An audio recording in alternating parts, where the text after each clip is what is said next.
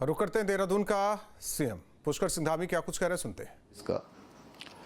तो ऐसे बात करते करते उसी दिन प्रातःकाल में आवास के परिसर के अंदर घूम रहा था सवेरे 6 बजे, और जैसे मैं घूमने लगा तो तेज़ बारिश होने लगी।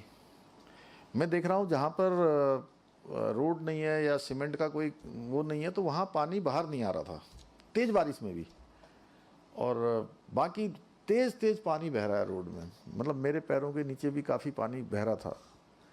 तो मुझे लगा कि कम से कम हमारे ऐसे वैज्ञानिकों को जो सबको गढ़ने वाले हैं, जड़ से जगत की यात्रा को चलाने वाले हैं या उसका किसी न किसी रूप में मार्गदर्शन करने वाले हैं, तो इस विषय में भी हमको चिंतन करना चाहिए। मुझे लगा कि आज आपके बीच में मैं बात करते करते विषय ज़रूर डाल दूंगा कि ये देखिए, यहाँ पर ये अभी बता रहे थे कि जब इसका ये जो अर्थ के नीचे जो इन्होंने बनाया है, अर्थ के नीचे कैसा दिखता है, तो बहुत कम में, मतलब 30-40 फुट में ही यहाँ पर पानी आ गया, 40 फुट में, और कहीं कहीं पर 500 फुट में भी नहीं आता, 1000 फुट में भी नहीं मिलता। पानी ढूंढते ढूंढते मिलते हैं, और कहते हैं जल बिन सब सून। जहाँ जल नहीं है तो वहाँ जीवन भी नहीं है। जहाँ जल है वहीं समृद्धि है, जहाँ जल है वहीं विकास है, जहाँ जल है वहीं जीवन है। जल के बिना सब जीवन की कल्पना करना जो है, मैं समझता हूँ कि बहुत अतिशयोक्ति होगा। इसलिए मुझे ये देखकर अत्यंत प्रसन्नता हुई कि अनेक महत्वाकांक्षी परियोजनाएं आज यहाँ पर बहुत आकार ले रही हैं, और आने वाले समय में मुझे पूरा विश्वास है कि ये साइंस सिटी केवल उत्तराखंड की नहीं बल्कि देश के, पूरे देश के विद्यार्थियों के लिए, शोधकर्ताओं के लिए, वैज्ञानिकों के लिए, विज्ञान और नवाचार और अनुसंधान के क्षेत्र में काम करने वालों के लिए एक बहुत बड़ा, एक अग्रणी केंद्र के रूप में उभर कर सामने आएगी। जिस प्रकार का यहाँ पर काम चल रहा है और जिस प्रकार की यहाँ की कल्पना की गई है, हमारे यहाँ के युवा नवोदित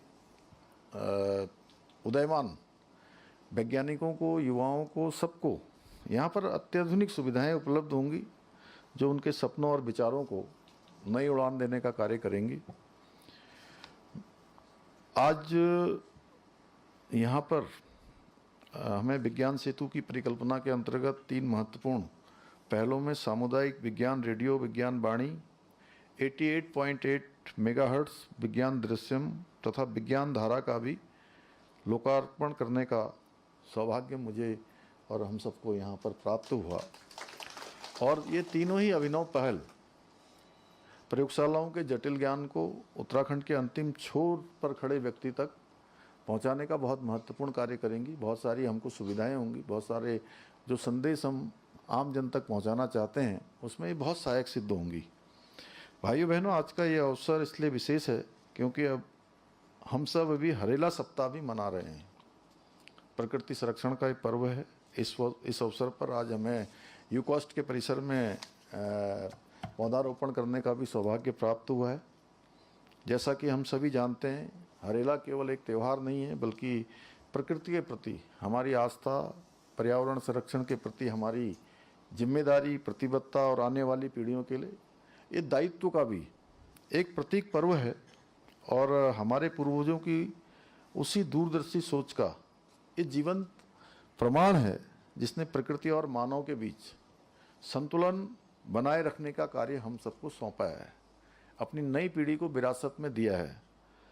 आज जब ऐसे समय में बड़ा कठिन दौर आज पूरी दुनिया का चल रहा है, जब हम जलवायु परिवर्तन, ग्लोबल वार्मिंग, पर्यावरणीय संकट की अनेक चुनौतियां, उनका हम सामना कर रहे हैं। इस बार से भी देखिए जितनी एलिनो इफेक्ट दिखाई दे रहा है कि जितनी बारिश होनी चाहिए थी, और मुझे एक दिन बीच में प्रवासी भाइयों के कार्यक्रम में मुंबई जाने का भी अवसर मिला था, तो वहाँ देख रहे हैं लगातार 1 हफ्ते से बारिश ही बारिश हो रही है, सारा जनजीवन रुका हुआ है।